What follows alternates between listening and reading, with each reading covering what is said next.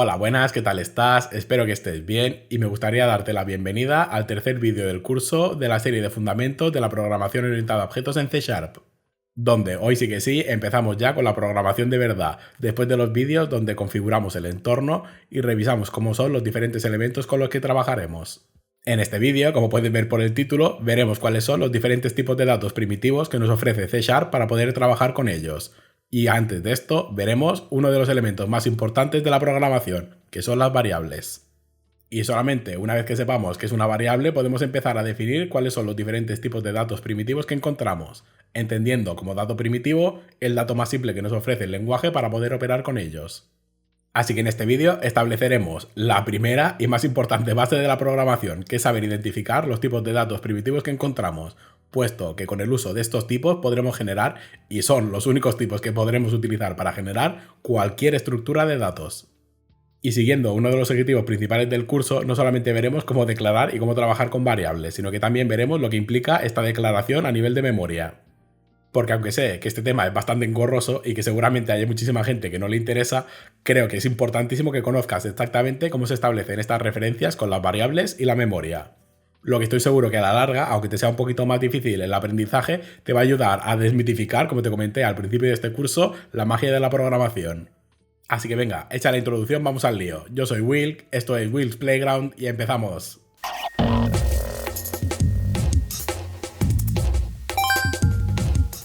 Pues como te he comentado en la introducción, lo primero y primerísimo que tenemos que ver es la definición de variable. Una variable se puede definir de muchísimas maneras dependiendo del espectro en el cual lo estés mirando, pero la definición que más me gusta a mí es su definición más pura, que es un identificador que te permite acceder directamente a una posición de memoria. Y las posiciones de memoria a las cuales accederemos únicamente pueden contener dos cosas, o datos o referencias. Y en este bloque de programación básica nos centraremos exclusivamente en las variables de tipo de dato. Las variables de tipo de referencia las veremos en la programación orientada a objetos que aún nos queda. Y sabiendo todo esto, podemos empezar a ver las tres operaciones indispensables para poder trabajar con variables. La primera de todas va a ser la declaración, que te va a permitir crear la variable especificándole un tipo concreto y su identificador. Después podemos ver la inicialización, que va a ser la asignación del primer valor que tendrá esta variable. Y por último, como tercera operación encontramos la asignación, que va a ser cualquier otra asignación que se realice después de inicializar la variable. Después de conocer estas tres operaciones, declaración, inicialización y asignación, te puedo decir que en el momento de realizar la declaración se está guardando el espacio en memoria para poder almacenar el tipo de dato que hayamos especificado en esa declaración. Espacio en memoria cuyo contenido podremos establecer o consultar utilizando el identificador de la variable. Ya habiendo visto un poco por encima la parte teórica de que es una variable, nos podemos ir al IDE y ver cómo podemos realizar la declaración, la inicialización y la asignación de una variable. Entonces, habiendo visto la parte teórica de lo que es una variable, vamos con la práctica. Para declarar una variable tenemos que seguir la siguiente estructura: la especificación del tipo y el identificador de la variable.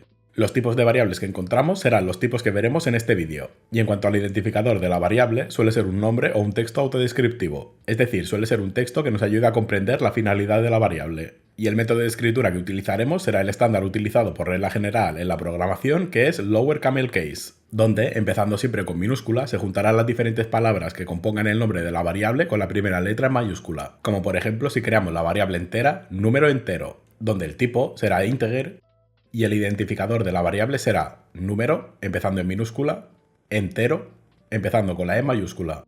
Y recuerda terminar siempre las instrucciones con un punto y coma, instrucción que en este caso está declarando la variable número entero de tipo int. Una vez que tenemos la variable declarada, la podemos inicializar, como por ejemplo si escribimos la siguiente instrucción: número entero igual a 18, y terminando siempre la instrucción con un punto y coma. Esta instrucción concretamente le está inicializando el valor a la variable número entero a un valor de 18. Y con la variable declarada e inicializada podemos establecer de nuevo cualquier valor mediante una asignación, repitiendo exactamente la misma instrucción: número entero igual a 25. Y ponemos un punto y coma para finalizar la instrucción. Y en este caso esta asignación lo que está haciendo es cambiar el valor de 18 a 25. Declaración y valores que podemos ver si ponemos un punto de debug en la inicialización de la variable e iniciamos la aplicación. Como puedes ver, la variable número entero empieza con un valor de 0, que es el valor por defecto de los integer. Después de ejecutar la inicialización de la variable tiene un valor de 18. Y cuando ejecutamos la instrucción de asignación pasa del valor 18 a 25. Y así hemos visto las tres etapas de creación de una variable: la declaración, la inicialización y la asignación. También tenéis que saber que puedes declarar e inicializar directamente una variable en una sola instrucción, como por ejemplo si movemos la inicialización al valor 18 en la misma instrucción de la declaración de la variable. Sistema que además te permitirá utilizar una herramienta súper útil para detectar los tipos automáticamente, mediante la sustitución del tipo por la palabra clave var. Sistema que detectará automáticamente el tipo de la variable utilizando el valor que le pases en la inicialización. Como por ejemplo si pasamos el valor de 18 a true, lo que hará que la variable sea, en vez de tipo entero, de tipo booleano. Y para que veas alguna conexión con la parte de la teoría y que veas que nada de esto es magia, vamos a ver el siguiente ejemplo, donde se declara y se inicializa una variable para luego acceder a su posición de memoria y ver dónde está almacenada. Así que si quitamos los breakpoints e iniciamos la aplicación, veremos la posición de memoria de esta variable.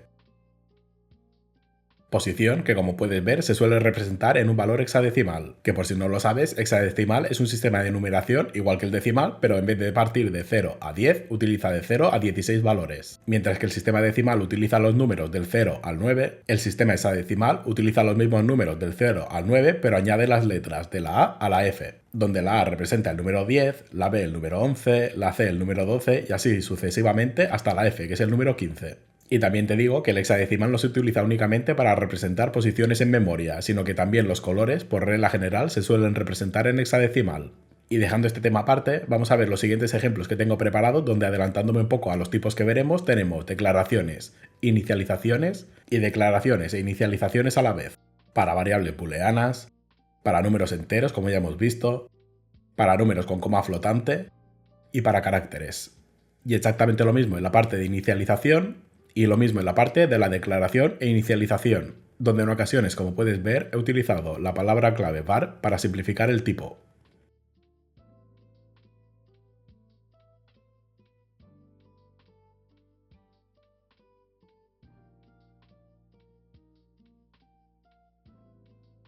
Y estos conceptos que acabamos de ver ahora, te aseguro que son la base fundamental de cualquier programación. Las variables lo son todo.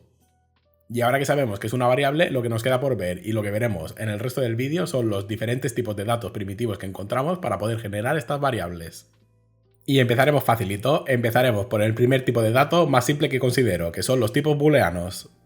Este tipo de datos únicamente permiten dos valores: si es verdadero, que será el caso de true, o si es falso, que será el caso de false.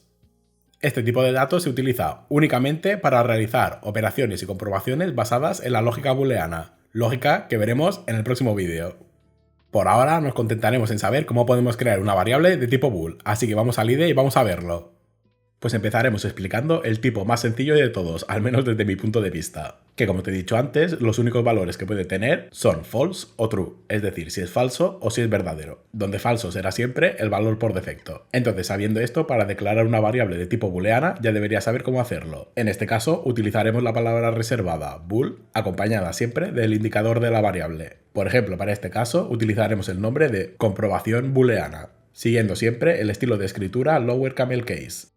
Y para inicializar la variable, ya deberías saber cómo hacerlo también. Escribimos el identificador de la variable, seguido de un igual para hacer la asignación, y en este caso inicializaremos la variable a true. Y terminaremos la instrucción, como siempre, también con un punto y coma. O si queremos utilizar el método de var, tendríamos que hacer la declaración de la variable y la inicialización a la vez, como puedes ver en el ejemplo que tengo listo justo debajo. Ejemplo donde, como puedes ver, aparte de declarar e inicializar las variables, nos muestra información adicional sobre el tipo booleano, como el tamaño que ocupa una variable booleana en memoria, o el rango de valores disponibles para este tipo, que en este caso son dos, true y false. Así que si ejecutamos el programa, veremos esta información por consola.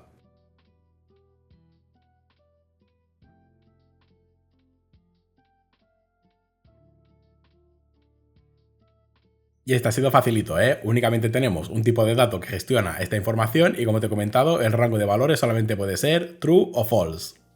Y el próximo tipo de dato que vamos a ver van a ser los tipos de datos numéricos enteros, que no permiten comas decimales.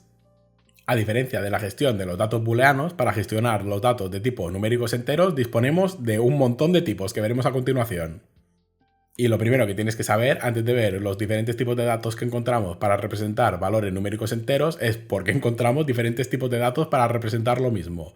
Y es que cada tipo va a venir definido por dos propiedades diferentes que además están directamente relacionadas.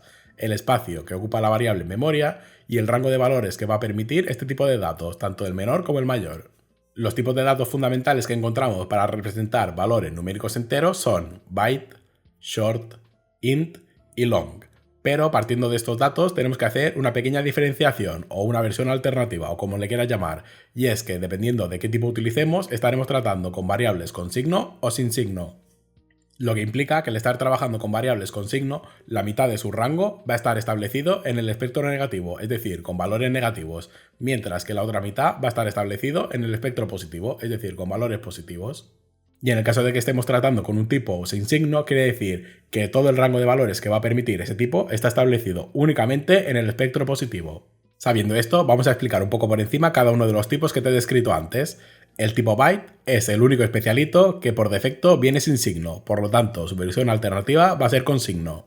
Y el resto de tipos los podemos agrupar, puesto que su tratamiento es idéntico. En el caso de short, int y long son versiones con signo, por lo tanto su versión alternativa, o como le quieras llamar, va a ser sin signo, es decir, un signet int, un signet short, un signet long. Y en referencia al rango de valores representables de cada tipo, como veremos en el IDE, no te voy a pedir ni por asomo que te lo sepas de memoria, puesto que no hace falta. Lo único que tienes que tener en cuenta es que este rango de valores va a determinar el mínimo valor posible y el máximo valor posible. Y saber como mínimo que si te pasas de este rango de valores, ya sea tanto por arriba como por abajo, puedes tener o valores inesperados o errores de ejecución. Así que vamos al IDE y vamos a ver cómo podemos crear estas variables.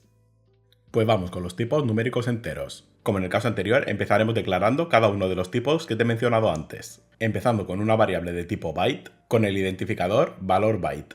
La próxima declaración será de una variable de tipo short, con el identificador valor short. Continuaremos con una variable de tipo int, con el identificador valor int. Y terminaremos con una variable de tipo long, con el identificador valor long. Y este mismo orden en la declaración de las variables será el orden que utilizaremos para definir los rangos de menor a mayor cantidad de valores representables. Es decir, el tipo byte es el que tiene el menor rango de valores representables, mientras que el tipo long es el que tiene el mayor rango de valores representables. Y estos rangos vienen definidos directamente por el tamaño que ocupe cada tipo en memoria. Y no nos tenemos que olvidar, antes de ver el tamaño en memoria y el rango de valores, las versiones alternativas con signo o sin signo. En el caso de tipo byte, el rango de valores únicamente contempla el espectro positivo, es decir, valores mayores de 0. Por lo tanto, su tipo alternativo será con signo, y para definirlo utilizaremos una variable de tipo signetByte o sbyte. Para el resto de casos, los valores por defecto son con signo, así que sus versiones alternativas serán sin signo. En el caso de short utilizaremos el tipo unSignetShort o uShort. En el caso de los integers utilizaremos el tipo unSignetInteger o uint. Y en el caso de long utilizaremos el tipo unSignetLong o ulong. Y para ver la información relativa al tamaño y al rango de valores de cada uno de los tipos que hemos visto, tengo preparado este ejemplo, que si lo ejecutamos mostrará toda esta información por consola. Como podemos ver, el caso del byte tiene un tamaño de un byte, obviamente, y los valores que tiene permitidos son de 0 a 255. En el caso de signetByte encontramos que el tamaño es el mismo, pero el rango de valores se ha desplazado al espectro negativo, con un nuevo rango de valores desde menos 128 hasta 127. Los próximos dos tipos que encontramos son los shorts, ambos con un tamaño de 2 bytes, y el rango de valores en el caso del short con signo va de menos 32.768 a 32.767. Y en el caso del short sin signo va de 0 a 65.535. Las próximas dos variables son las de tipo integer y las de tipo unSignetInteger, ambas con un tamaño de 4 bytes y ambas con un rango de valores que ni siquiera me atrevo a pronunciar. Y los dos últimos tipos que encontramos son los de tipo long y unSignetLong, ambos con un tamaño de 8 bytes, y si en el caso de los integers ya no me atreví a pronunciar el rango de valores, con este ya ni te cuento. Entonces vamos a cerrar esta ventana y vamos a ver qué es lo que pasa exactamente si sobrepasamos el rango de valores. Y pueden pasar dos cosas según la configuración del entorno de ejecución. En un entorno de ejecución normal, es decir, el que viene por defecto, cuando se sobrepasa este rango de valores se reinicia el valor. Hace lo que en informática se conoce como wrapping, es decir, gestiona el overflow como un inicio desde cero y suma los valores restantes. Como por ejemplo si eliminamos las declaraciones anteriores y creamos la siguiente instrucción: byte overflow byte igual a byte.maxValue. Y terminamos con un punto y coma. Y a continuación escribimos overflow byte más igual 1. Operación que, como puedes suponer, va a sumar 1 a la variable y que veremos más detenidamente en el próximo vídeo. Pero bueno, que nos sirva de ejemplo para ver qué pasa si sobrepasamos el valor máximo del byte. Entonces, si ponemos un punto de breakpoint aquí e iniciamos la aplicación, Podemos ver que tras ejecutar esta instrucción se reinicia el valor de byte al valor mínimo del rango permitido, en este caso 0. Y si modificamos la instrucción de suma y pasamos de 1 a 2, vemos que si movemos el cursor de ejecución arriba y volvemos a ejecutar esta instrucción, en este caso el resultado es 1, puesto que con la primera unidad se está realizando el overflow y el resto se suman al valor resultante. Y lo segundo que puede pasar, según el entorno de configuración, es que ocurra un error. Habiendo visto esto, lo único que me interesa es que entiendas que cada tipo tiene sus propiedades y tiene su propia finalidad, por lo tanto, tienes que decidir tú, según la circunstancia, utilizar un tipo u otro. Pero antes de ver el próximo tipo primitivo, deja que haga un pequeño parón al vídeo y que te pida un poquito de ayuda para apoyar el canal, pidiéndote que si no estás suscrito al canal y te gustan este tipo de vídeos, por favor suscríbete para estar atento a próximos vídeos. Si te está gustando este vídeo explicando los tipos primitivos, dale a me gusta. Y si tienes alguna duda o quieres decirme algo, por favor utiliza la sección de comentarios de YouTube para hacerlo, que intentaré responderte lo antes posible. Y es que ya sabes, como te digo en cada vídeo, que YouTube tiene un montón en cuenta este tipo de interacciones con los vídeos, tanto las suscripciones como los me gusta como los comentarios. Y a ver si así con tu ayuda conseguimos posicionar un poco mejor el canal y conseguimos llegar a más gente que esté interesada en el mundo del desarrollo de videojuegos, o en este caso, en aprender programación. Y recuerda también que en la descripción de los vídeos tienes un montón de enlaces de utilidad, así como todos los enlaces a mis redes sociales. Y dicho esto, ya podemos continuar con el próximo tipo de dato primitivo. Pues visto los números enteros, no podíamos continuar con otro tipo que no fuera con los números decimales o con coma flotante. Estos tipos de datos, como su propio nombre indica, nos van a permitir representar valores numéricos, pero en este caso con valores decimales. Tipos de datos que van a venir determinados exactamente igual por dos propiedades, el tamaño en memoria y el rango de valores permitidos. Pero en este caso, a diferencia de los tipos enteros, no encontramos versiones alternativas o con signo o sin signo, puesto que todos los tipos de datos que veremos aquí son con signo, es decir, la mitad de su rango va a estar en el espectro negativo y la otra mitad en el espectro positivo. Y en este caso encontramos tres tipos, float, double y decimal, a cuyos tipos también se le aplica exactamente la misma advertencia que te he hecho antes sobre el overflow. Ves con cuidado con pasarte por encima o por debajo del rango de valores permitidos para evitarte valores inesperados o errores de ejecución. Así que dicho esto, lo último que queda para tratar con este tipo de datos es ir al IDE y crear las variables correspondientes. Pues vamos a ver en práctica los tipos decimales. Empezaremos como siempre declarando una variable de cada tipo. La primera que declararemos será una variable de tipo float, mediante el tipo float y el identificador valor float. Luego pasaremos al double, mediante el tipo double y el identificador valor double. Y terminaremos declarando una variable de tipo decimal, mediante el tipo decimal y el identificador valor decimal. Y en este caso, a diferencia de los enteros, es importante tener en cuenta una cosa a la hora de inicializar y hacer la asignación de estos valores. Y es que los números con coma necesitan tener sí o sí un sufijo que indique qué tipo están estableciendo. Como por ejemplo, si inicializamos cada una de las variables al valor 12,5. Como puedes ver, el IDE nos está indicando que hay un error, puesto que no reconoce el tipo de valor que estamos estableciendo. Valor que va a venir definido, como te comento, por un sufijo que va a ser una letra. En el caso de un valor float, tenemos que terminar el número con una F, de float. En el caso de double, tenemos que terminar el número con una D, de double. Y en el caso de decimal, tenemos que terminar el número con una M, M de money, puesto que la D de decimal ya estaba cogida por el double. Y la palabra money se utilizó puesto que generalmente el tipo decimal se utiliza para finanzas debido a su alto nivel de precisión. Y visto esto, podemos ir al ejemplo que tengo preparado, donde exactamente igual que en los casos anteriores se muestra el tipo, su tamaño correspondiente y su rango de valores. Como puedes ver por consola, el tipo de float está establecido como el nombre de single y tiene un tamaño de 4 bytes, y con un rango que de nuevo no voy a pronunciar. En el caso del double, estamos delante de una variable con un tamaño de 8 bytes, y decimal es la variable con mayor tamaño de todas las que veremos, con un tamaño de 16 bytes, y con un rango que es realmente astronómico. Y en el caso de que ocurra un overflow en este tipo de variables va a ocurrir exactamente lo mismo que vimos en la sección anterior. O se va a reiniciar el valor con el valor mínimo del rango o va a ocurrir un error. Ya habiendo visto estos tres tipos de datos, de nuevo te tengo que hacer la misma recomendación que te he hecho antes. Tienes que elegir tú mismo, según la situación de cada variable, el tipo que vas a utilizar.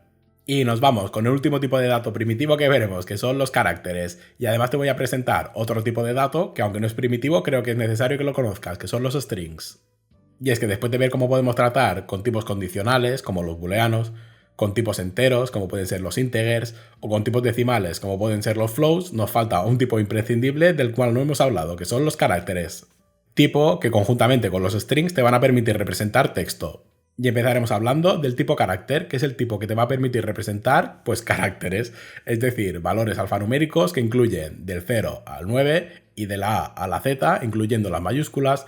También incluyen símbolos como puede ser la exclamación, el arroba o similares, y también incluyen caracteres especiales como puede ser el salto de línea o la tabulación.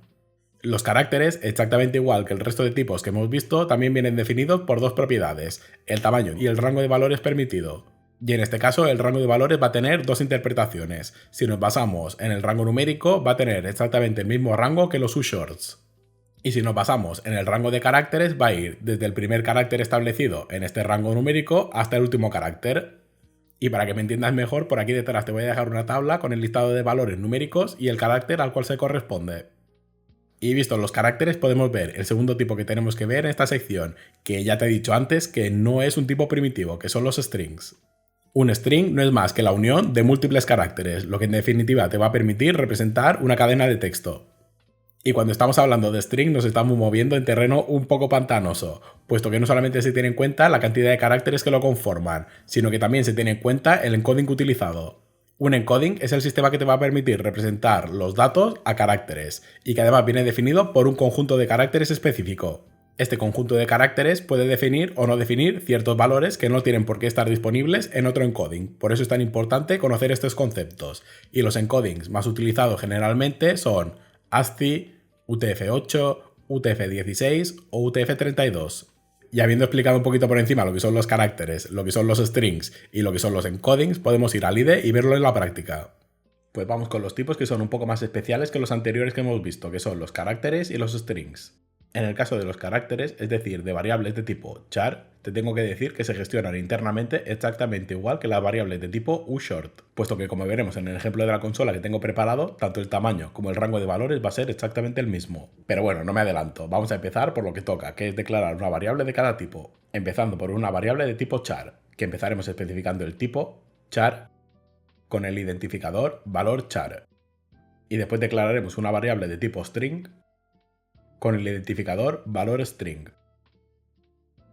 Y en este caso, igual que ocurría con el caso de los decimales, inicializaremos estas variables puesto que la inicialización se realiza de manera diferente. En el caso de la asignación y la inicialización de variables de tipo char tendremos que utilizar las comillas simples con el carácter dentro que queramos establecer. Recuerda que las variables de tipo char solamente pueden almacenar un carácter. Si intentamos introducir más de uno, nos dará un error.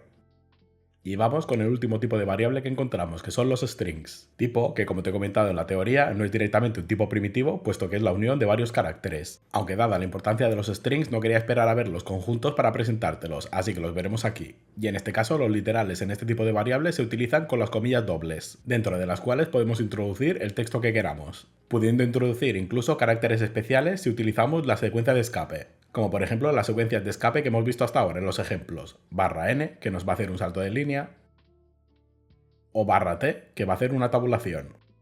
Y en cuanto a los strings, hay un montón de teorías y un montón de herramientas, pero bueno, me centraré sobre todo en las que considero indispensables, como por ejemplo empezar el string con el símbolo del dólar, lo que te permitirá utilizar las llaves para añadir contenido al string.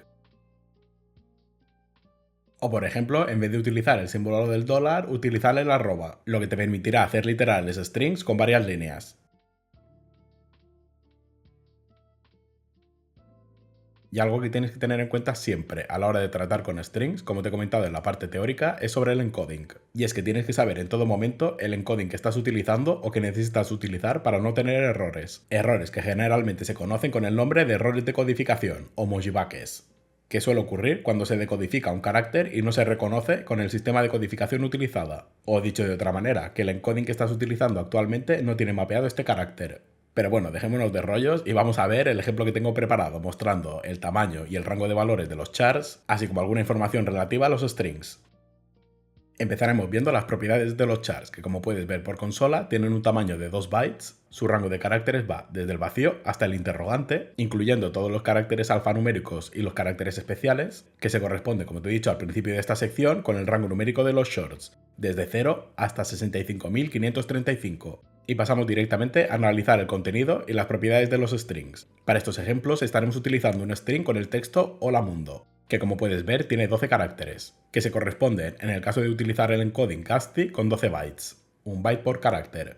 En el caso de utilizar el encoding UTF-8 también se corresponden con 12 bytes. Y en caso de utilizar el encoding UTF-32 se corresponden con 48 bytes. Es decir, 4 bytes por carácter. Y lo último que veremos, que lo podemos ver directamente con la consola, es la indexación de los strings. Y es que, como te he comentado al principio de la sección, un string no es más que un conjunto de caracteres. Conjunto que nos permite acceder directamente al carácter según la posición que ocupa dentro del string. Como por ejemplo, si queremos saber cuál es el primer carácter, podemos utilizar este sistema de indexación, el identificador del string, corchetes y el número del índice del carácter que queremos leer. Índice que va desde 0 hasta el número de caracteres menos 1, valor que también se puede representar de esta manera, con el acento circunflejo o el símbolo de potencia o caret o como le quieras llamar, y el número que quieras restarle a la longitud del string, en nuestro caso 1, lo que nos permitirá acceder directamente al último carácter.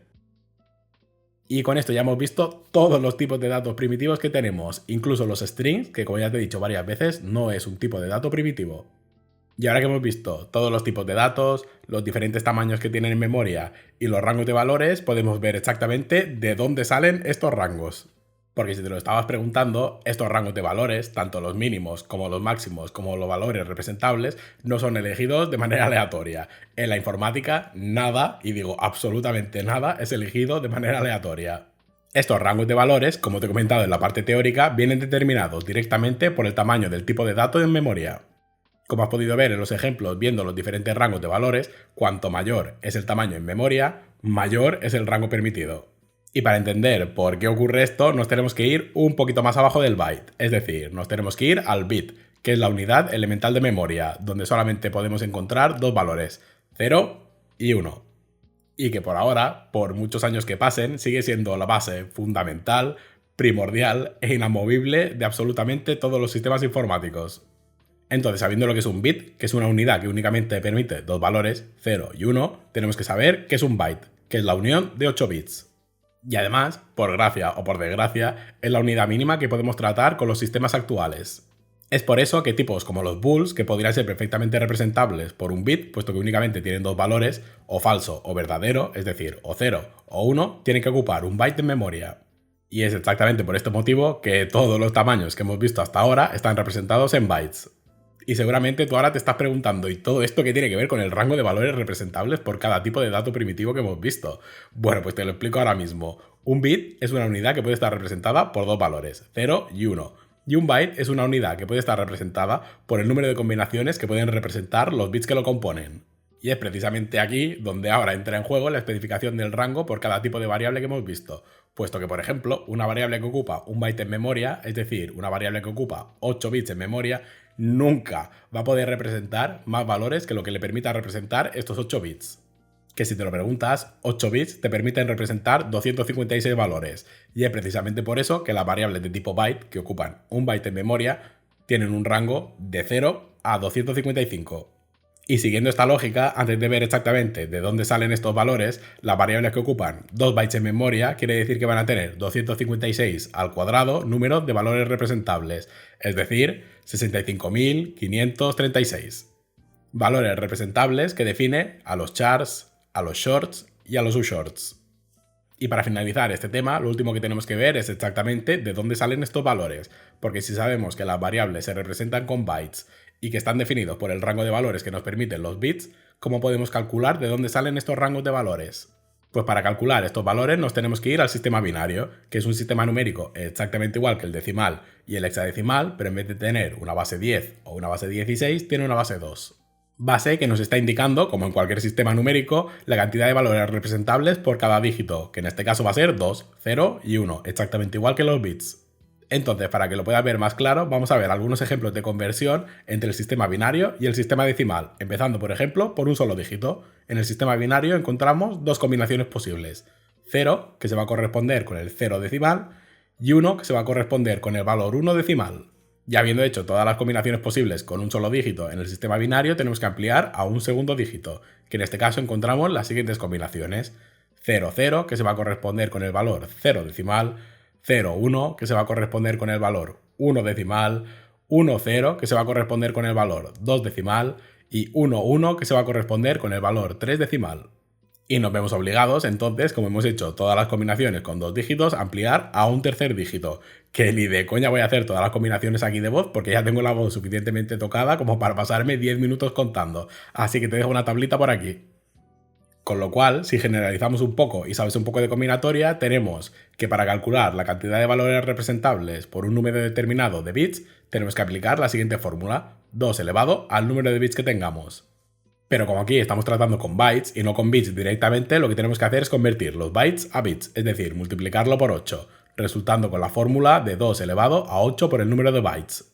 Fórmula que nos dará los valores representables, que no son los mismos que el rango de valores. Para determinar el rango de valores lo que tenemos que saber es si es un tipo con signo o sin signo. Si es un tipo sin signo lo podemos dejar tal cual y restarle 1, porque va de 0 al número de representaciones máximas menos 1. Y si estamos delante de un tipo con signo, quiere decir que la mitad de su rango tiene que ir en el espectro negativo de los valores numéricos, mientras que la otra mitad tiene que ir desde el 0 hasta el espectro positivo. Y es por eso que, si te has fijado, los rangos en el espectro negativo siempre tienen un valor más que en los positivos, por el 0. Y todas estas explicaciones son para que veas que en informática y en la programación no hay nada aleatorio. Todo está calculado, todo tiene sentido y todo sucede por algún motivo. Y visto un poco de historia y un poco de teoría, podemos volver a la práctica viendo el último tema que trataremos antes de pasar a la lista de ejercicios que tengo preparados, que es la conversión entre tipos. Y es que gracias a una instrucción llamada casteo podemos pasar de un tipo de dato a otro, como por ejemplo podemos pasar de un float a un integer. Cuando realices el casteo de un tipo a otro, tienes que tener siempre presente las restricciones y las limitaciones de cada tipo de variable, como por ejemplo, en el caso que he puesto antes, pasar de un float a un integer. Tienes que tener en cuenta que en el resultado, obviamente, vas a perder los decimales. Y por supuesto, no creo que haga falta mencionarlo, pero tienes que tener en cuenta el rango de valores de ambos tipos, pudiendo provocar un overflow durante el casteo que te va a dar valores inesperados. Y juntamente con el casteo encontramos otra instrucción, pero en este caso nos va a servir para pasar de un string a cualquier otro dato, y estamos hablando de un parseo, que no casteo. Y dejando las bromas malas que no hacen gracia a nadie, vamos al IDE y vamos a ver algunos ejemplos. Pues vamos a ver de manera práctica cómo podemos hacer la conversión de varios tipos de variables. Para realizar este tipo de conversión tienes que saber que existen dos maneras, o haciendo un casteo directamente o utilizando los métodos parse o try-parse, que te ayudarán sobre todo a convertir los strings a otros tipos. Empezaremos pero con lo simple, que es castear directamente de un tipo a otro. Para el primer ejemplo vamos a intentar pasar un tipo byte a un tipo long. Aunque este casteo es completamente innecesario, como veremos, porque el tipo long contiene el mismo rango de valores que el tipo byte. Entonces vamos a ello. Empezaremos creando una variable de tipo byte, con el identificador valByte, y aprovecharemos para inicializarle el valor a 1. Justo debajo crearemos una variable de tipo long con el nombre de cast, y la inicializaremos con el casteo de la variable anterior al tipo long. Para ello pondremos entre paréntesis la palabra reservada long, acompañada justo después del identificador de la variable, en este caso valByte. Y como puedes ver, al hacerlo, el casteo ha pasado a un color un poco más apagado. Y si pulsamos el botón de recomendaciones para ver qué es lo que está pasando, el IDE nos informará que este casteo es innecesario, porque como te he dicho, el tipo long contiene el rango de valores del tipo byte. En cambio, si añadimos una nueva instrucción justo debajo, donde realizaremos la asignación de la variable valByte, a este caso la variable anterior, cast, casteada a un byte. En este caso, como puedes observar, el casteo sí que es válido, puesto que la cantidad de valores que permite el long es mucho mayor a la que permite el byte, y por lo tanto, a diferencia del anterior, es posible que el valor resultante cambie. Lo que tienes que saber es que no todos los casteos entre tipos están permitidos. A continuación, como siempre, tengo un ejemplo preparado con la conversión entre varios tipos: booleanos, enteros, coma flotante y caracteres. Empezando por el tipo bool, que como puedes ver no se puede castear a ningún otro tipo, lo que directamente implica que tampoco puedes castear ningún otro tipo a un bool. Yéndonos a los números enteros, podemos ver que podemos castearlo a números decimales y a caracteres. En cuanto a los números decimales, podemos ver que podemos castearlo obviamente a enteros y también a caracteres. Pero en este casteo, como puedes ver, estamos perdiendo los valores decimales, como era de esperar. Y en el caso de los caracteres, como ya hemos visto todas las combinaciones, también podemos castearlo a enteros y a números decimales. Y para los tipos numéricos yo he utilizado int para los enteros y float para los decimales, pero este comportamiento es exactamente el mismo para el resto de tipos.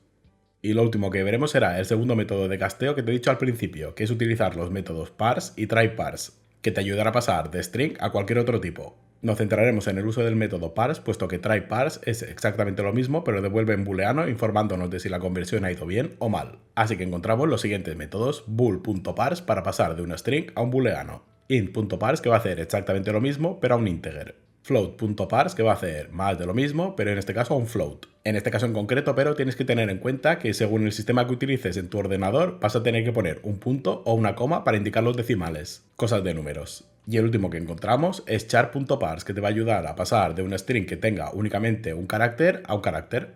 Y si ponemos un punto de debug al final, podemos ver que si ejecutamos la aplicación, efectivamente los valores de las variables que hemos declarado son los que esperábamos.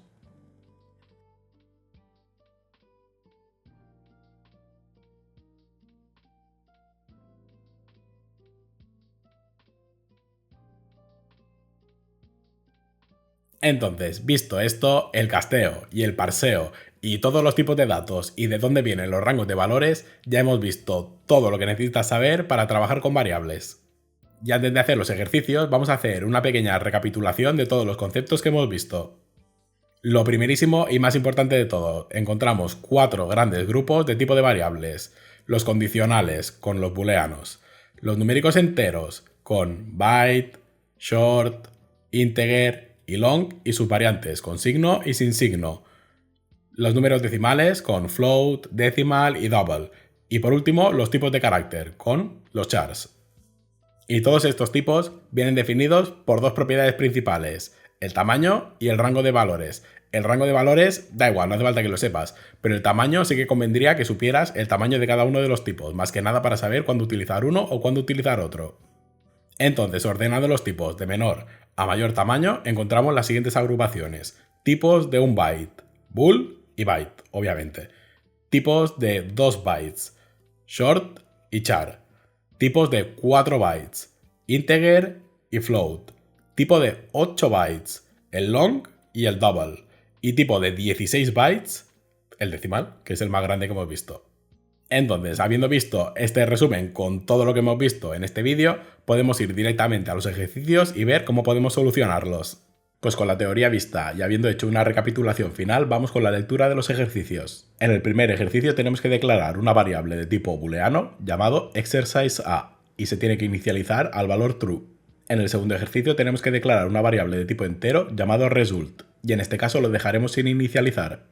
El tercer ejercicio es declarar una variable de tipo double llamada subsection, que inicializaremos con el valor 1,25. El cuarto ejercicio tenemos que declarar una variable decimal llamada section, y en este caso la inicializaremos casteando la variable anterior a un tipo decimal. En el quinto ejercicio se pide declarar una variable de tipo char llamada character, inicializada con el valor z mayúscula. En el sexto ejercicio se pide declarar una variable de tipo string llamada text, inicializada a hello world. En el séptimo ejercicio se pide declarar una variable de tipo unSignedInt llamada char2uint, y para inicializar esta variable tendremos que castear la variable character al tipo uint. El penúltimo ejercicio pide que asignes el valor 35 a la variable result. Y en el último ejercicio se pide declarar una variable de tipo long llamada int2long, inicializada a result casteado a long. Y con los ejercicios leídos te dejo una pequeña pausa para que puedas parar el vídeo y realizar los ejercicios y luego nos pondremos directamente con la resolución.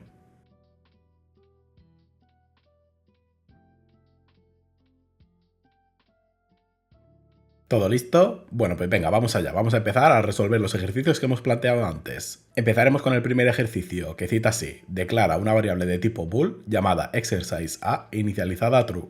Pues vamos a ello. Empezamos declarando el tipo bool, después el identificador de la variable exercise a igual a true. Y terminamos como siempre con un punto y coma. Y primer ejercicio listo, así que vamos con el siguiente. Declara una variable de tipo int llamada result sin inicializar. De nuevo, exactamente igual que en el caso anterior, empezamos estableciendo el tipo de la variable, int, su identificador, result, y como en este caso la tenemos que dejar sin inicializar, ponemos un punto y coma y terminamos la instrucción. Y vamos con el siguiente ejercicio. Declara una variable de tipo double llamada subsection, inicializada a 1,25. De nuevo, como siempre, empezamos estableciendo el tipo de la variable, es decir, double, su identificador, subsection, y como en este caso el ejercicio nos indica que la inicialicemos, le tenemos que poner igual a 1,5 y terminando con el sufijo de. Y finalizamos la instrucción con un punto y coma. Y vamos con el siguiente ejercicio. Declara una variable decimal llamada section, inicializada a subsection, casteado a decimal. Pues vamos allá, ya deberías saber cómo hacerlo. Lo mismo de siempre. Empezamos estableciendo el tipo de la variable, es decir, decimal. Luego su identificador, section, Y como nos piden que la inicialicemos a la variable anterior casteada a decimal, lo que tenemos que hacer es escribir igual, entre paréntesis, el tipo al que queremos castear, es decir, decimal, y terminamos especificando la variable que queremos castear, en este caso subsection. Y la instrucción tiene que terminar, como siempre, con un punto y coma. Y vamos con el siguiente ejercicio. Declara una variable de tipo char llamada character inicializada al carácter Z mayúscula. Y como no puede ser de otra manera, empezamos estableciendo el tipo de la variable, en este caso char, su identificador, character, y terminamos con la inicialización, en este caso Z mayúscula. Y para finalizar la instrucción, que no se te olvide terminar con un punto y coma. Y seguimos con el próximo ejercicio. Declara una variable de tipo string llamada text inicializada al texto hello world. Empezamos de nuevo, como siempre, estableciendo el tipo de la variable, en este caso string, su identificador, text, y luego el valor de la inicialización, que como indica en el ejercicio tenemos que establecer a hello world. Y continuamos con el séptimo ejercicio. Declara una variable de tipo unSignedInt llamada char2uint inicializada al carácter casteado a unSignedInt. Para esto, lo primero que tenemos que hacer, como siempre, al declarar una variable es especificarle el tipo, en este caso uint. Luego su identificador, es decir, char2uint. Y para inicializar esta variable tenemos que castear la variable character a uint. Por lo tanto, escribimos igual, entre paréntesis, uint, y terminamos con el identificador de la variable, character. Y finalizamos la instrucción, como siempre, con un punto y coma. Y terminado este ejercicio, vamos con el penúltimo. Asigna el valor 35 a la variable result. Para hacer una asignación tenemos que hacer exactamente lo mismo que hemos hecho con la inicialización. En este caso escribimos el nombre de la variable, igual, al valor que nos indica el ejercicio, en este caso 35. Y terminamos, como siempre, con un punto y coma. Y vamos con el último ejercicio. Declara una variable de tipo long llamada int to long, inicializada a result casteado a long. Para ello lo primero que tenemos que hacer es establecer el tipo de la nueva variable, en este caso long. Su identificador, como siempre, int to long, y terminamos la instrucción con su inicialización. En este caso, como es un casteo de nuevo, tenemos que poner igual, entre paréntesis el tipo al que queremos castear, en nuestro caso long, y por último el identificador de la variable que queremos castear, en este caso result. Y terminamos, como siempre, la instrucción con un punto y coma. Y con todo esto, ahora sí, hemos visto toda la teoría relativa a las variables en C# y a los tipos primitivos, desde la declaración, la inicialización y la asignación de las variables, a revisar las características de todos y cada uno de los tipos primitivos que encontramos.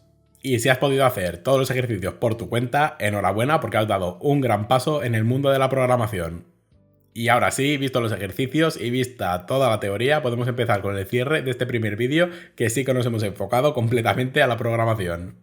Y antes de terminar el vídeo te tengo que hacer una recomendación, y es que si algo de lo que hemos visto aquí no te ha quedado suficientemente claro, a excepción de la parte del binario, que entiendo que a lo mejor sea un poco loco para algunos, yo te recomendaría no continuar con el próximo vídeo. Escríbeme un comentario con las dudas que tienes y yo lo intentaré resolver, o vete a tu IA de confianza y pregúntaselo directamente. Porque tienes que entender que este curso lo he planteado de tal manera que cada vídeo va a complementar al vídeo siguiente. Por lo tanto, si algo no ha quedado claro en esta base, tienes que resolverlo antes de pasar al siguiente vídeo.